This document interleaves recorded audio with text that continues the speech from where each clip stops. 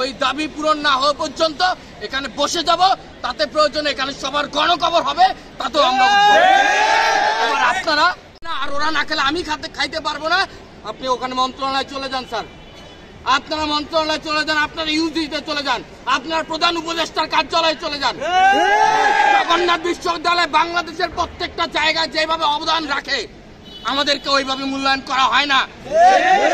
তাহলে আপনারা কেন আমাদেরকে কেন মানাচ্ছেন?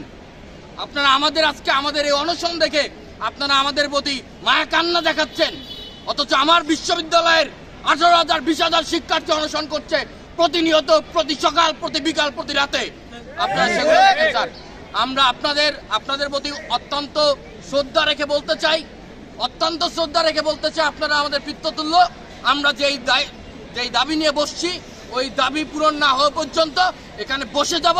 তাতে প্রয়োজনে এখানে সবার গণকবর হবে, তাতেও আমরা